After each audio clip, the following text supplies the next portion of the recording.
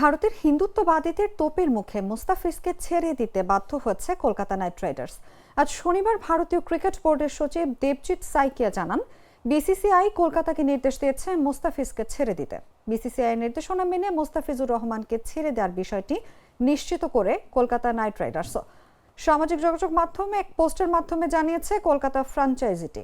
সেই পোস্টে কলকাতা জানায়, আসন্ন ইন্ডিয়ান প্রিমিয়ার লিগ মৌসুমের আগে কলকাতা নাইট রাইডার্স নিশ্চিত করেছে যে আইপিএল এর নিয়ন্ত্রক সংস্থা হিসেবে বিসিসিআই এর নির্দেশে বাংলাদেশের ক্রিকেটার মুস্তাফিজুর রহমানকে স্কোয়াড থেকে ছেড়ে দেওয়া হয়েছে।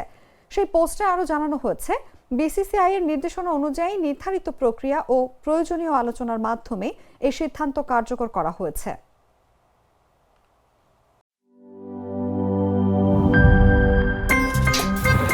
আমার একটা স্মার্ট সিদ্ধান্তে 25% গ্যাসের খরচ কমেছে। ভাবছেন কিভাবে? সাধারণ গ্যাস স্টোভ বদলে আমি এনেছি আরএফএল গ্যাস স্টোভ। এর সাইন্টিফিক নজল ও ব্রাস বার্নার ক্যাপ সমানভাবে তাপ ছড়িয়ে রান্না করে দ্রুত, তাই গ্যাসও বাঁচায় 25%, টাকাও বাঁচে 25%। আরএফএল গ্যাস স্টোভ নিরাপদ ও গ্যাস সাশ্রয়ী।